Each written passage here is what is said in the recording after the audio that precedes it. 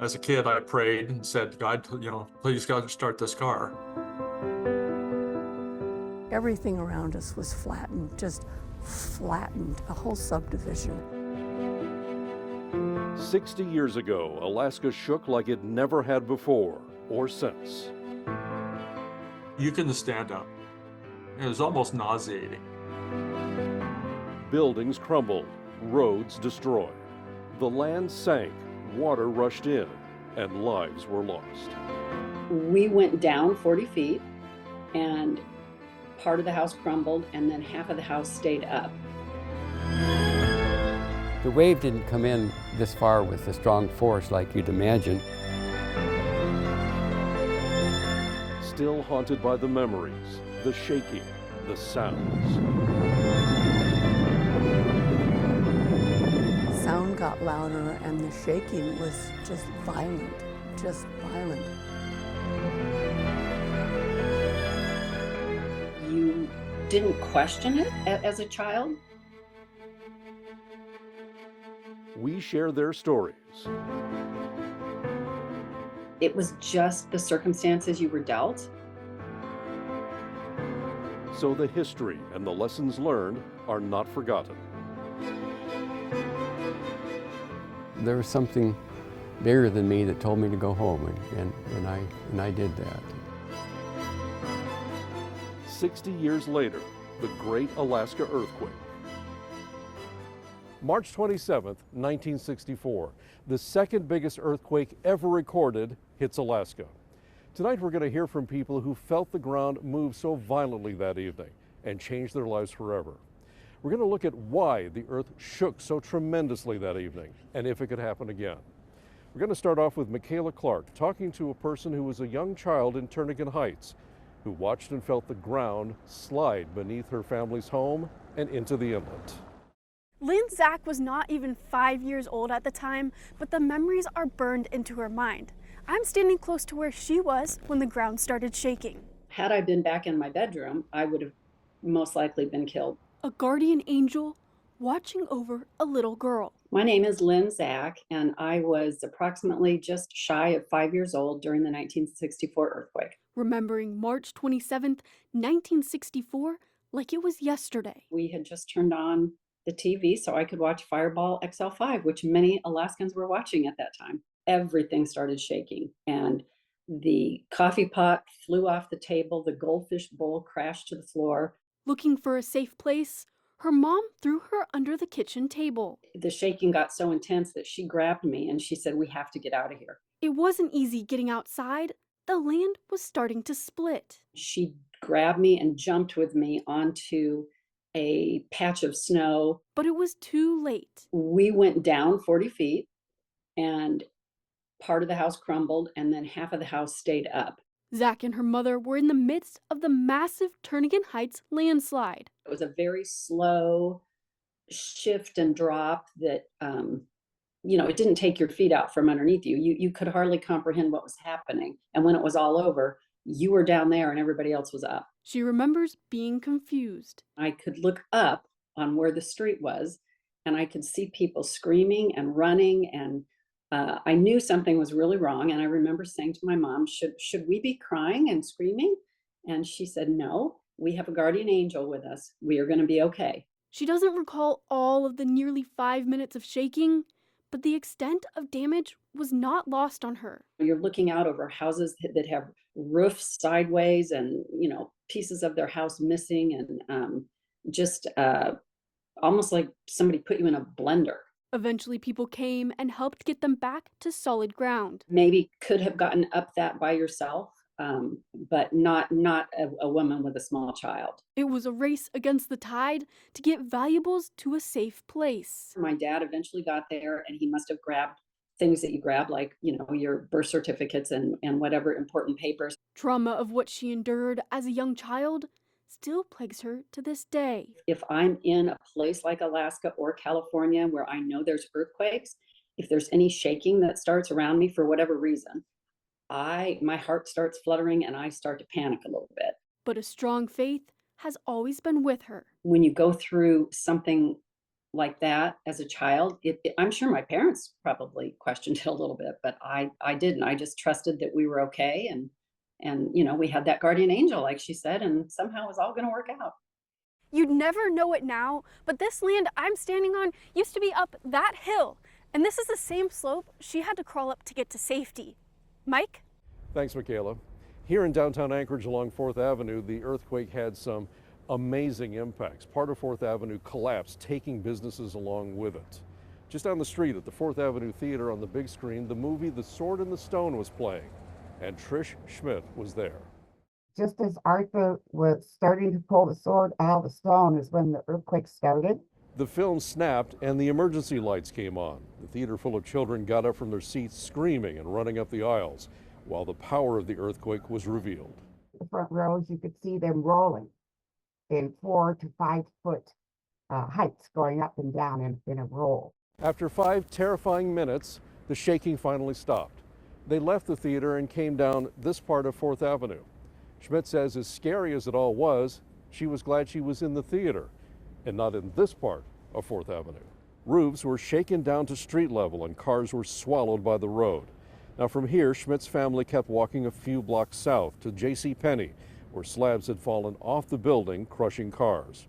Her dad tried to help save a woman who was trapped in her car. Schmidt says she found out years later that the woman did survive, but another person did not. When we come back, this quake was one for the history books and the science books. It was not well understood at the time, but for 60 years, scientists have worked to figure out what actually happened that day and why the damage was so widespread. We're here at Earthquake Park, one of the places where you can still see the big changes to the landscape caused by the great earthquake. Now, we've heard the stories and seen the damage, but what exactly was going on underground that caused such trauma above ground? For that part of the story, we turn to Chief Meteorologist Melissa Fry. It was March 27th, 1964, 5:36 p.m. The very crust of the Earth ruptured. It was about 15 miles below Prince William Sound, the epicenter less than 40 miles southwest of Valdez and less than 90 miles from Anchorage and Seward. But that was just the beginning. Then, and still today, the Pacific Plate is diving underneath the North American Plate at a rate of just over 2 inches per year, a concept barely understood in 1964 when Alaska had only a couple seismometers and no GPS tracking. We now understand the Earth's crust ruptured from the epicenter another 500 miles, which took more than 4.5 minutes. USGS scientists explain this energy release is more than 1,000 magnitude 7 earthquakes combined. Now, as the friction between the plates caused the initial damage, it was above the ground that we could see that the land to the north sank, while the land to the south was forced up. That's the reason salt water instantly killed trees inland. But the rapid ground movement beneath the ocean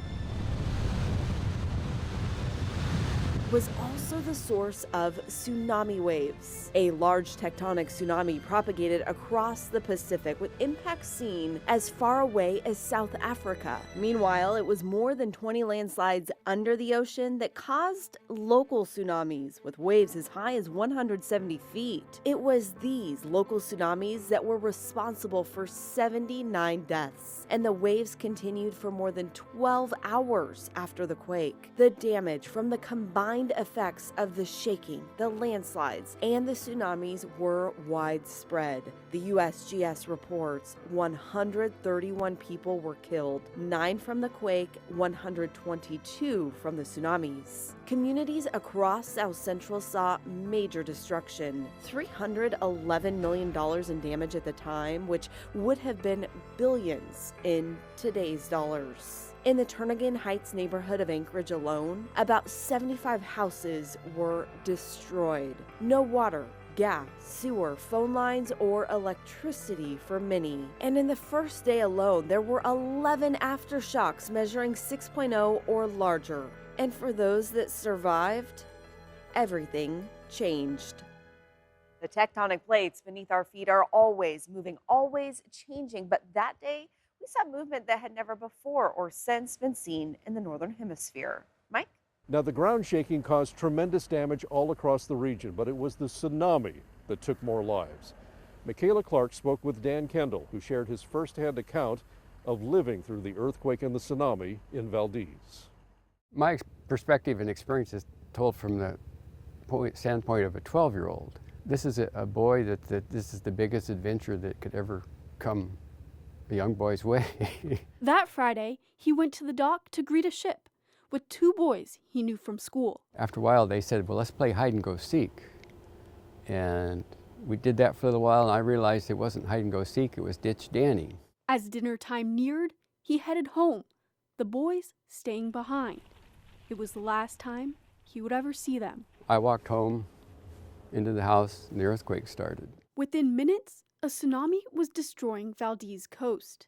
Kendall and a few of his siblings went into the street, splashing in the water that was far past the shoreline. We walked down basically till we got our feet wet from the water coming in. And that's kind of when we came to our senses and said, hey, we shouldn't be here. Not knowing he was witnessing a deadly disaster. The wave didn't come in this far with a strong force like you'd imagine. It came into town like an extra high tide and brought a lot of debris with it, and you know, there was nothing that wasn't touched by the earthquake and the after effects, the waves. At the time, the tsunami was wiping out the dock and taking people with it. I knew all of them. There were 33, something like that. And later, his mother asked him to take on a very tough but important role. She took me around to the family's houses to tell that I saw their dad or their son or their brother on the dock. That was probably the most emotional part of that day, completely. And it's still hard to look back at it today. The life of Valdez was right there at that moment. Treating this picture as a memorial. This represents to me the people that perished on that day. Reflecting on the moment. There was something bigger than me that told me to go home, and I did that.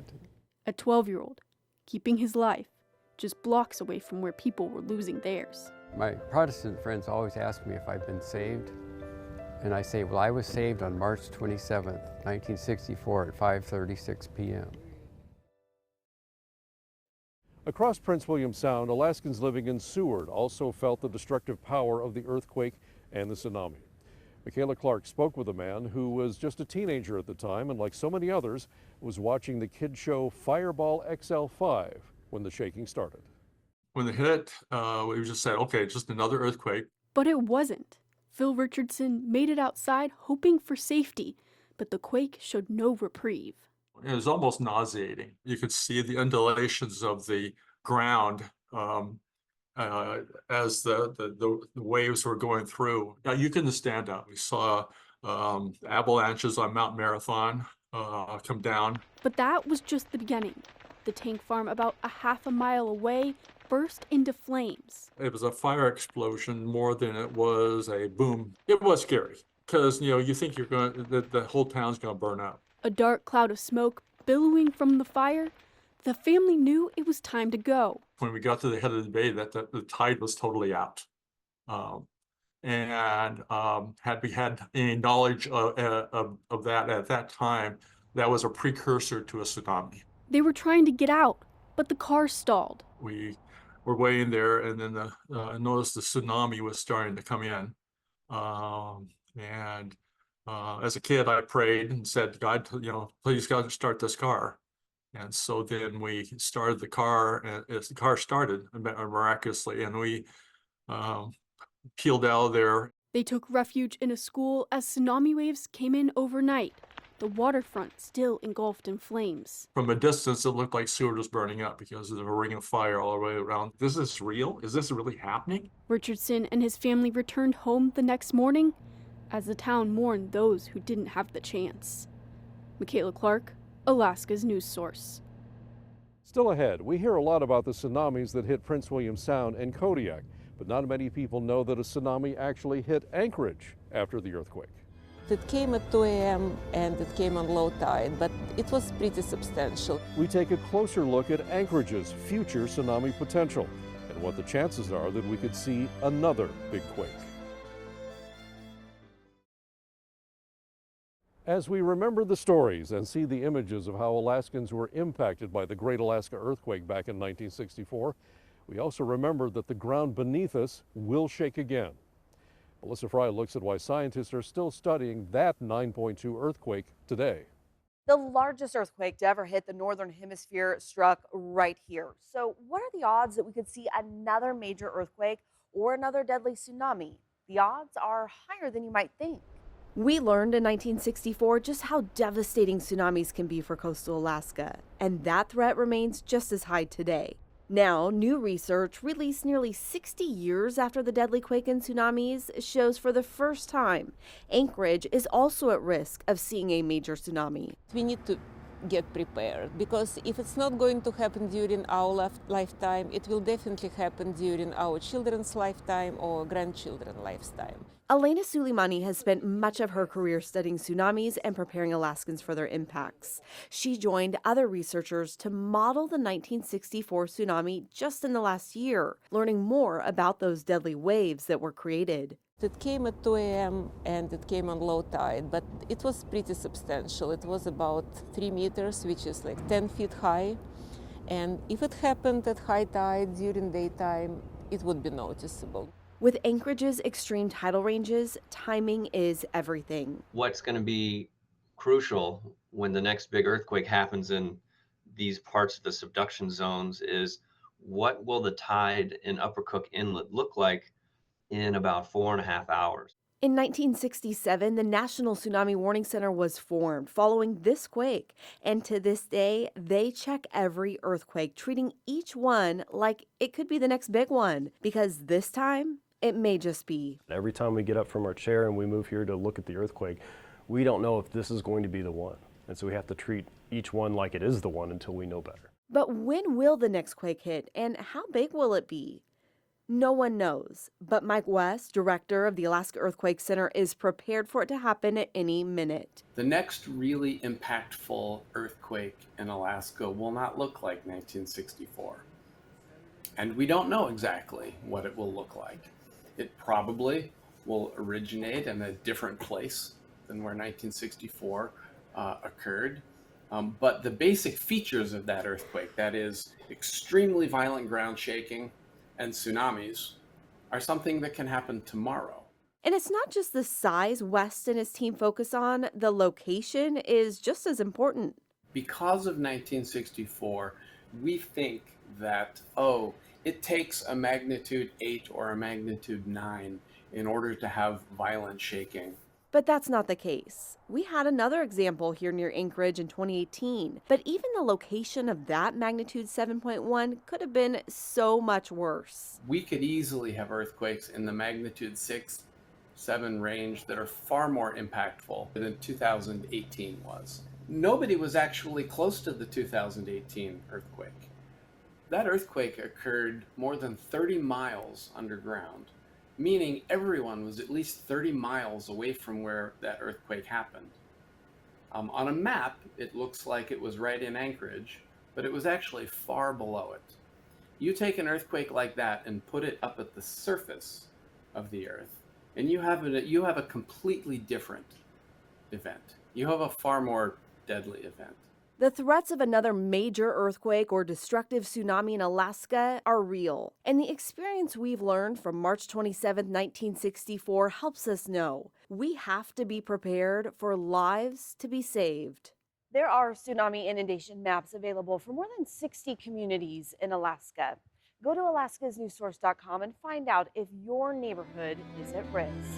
Coming up next, what else do we need to do to prepare for the next big one? The resources available to help keep you and your family safe. As we've learned, we don't know when the next earthquake or tsunami will hit Alaska, but we do know they will happen, and we need to be prepared for them. The first thing you can do is practice drop, cover, and hold on drills. Develop a plan for your home and work. For many, the first reaction is to run, but this actually increases the chances you will be hit by falling objects. Next, put together an earthquake kit. We have what's needed and some simple ways to accomplish this on alaskasnewssource.com. And finally, prepare now for what happens once the shaking stops.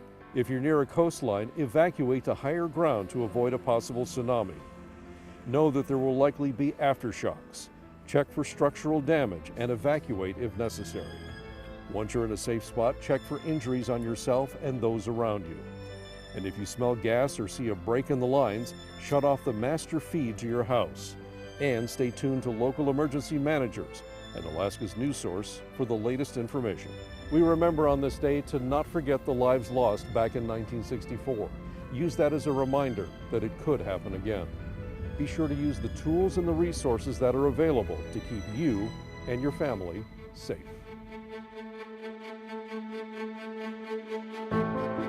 It's a clear event in my life that just changed dramatically.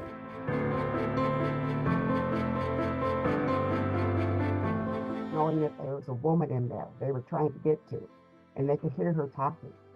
And that's what I remember the most. We have now been 60 years without a deeply impactful tsunami in this state, and that could easily happen tomorrow.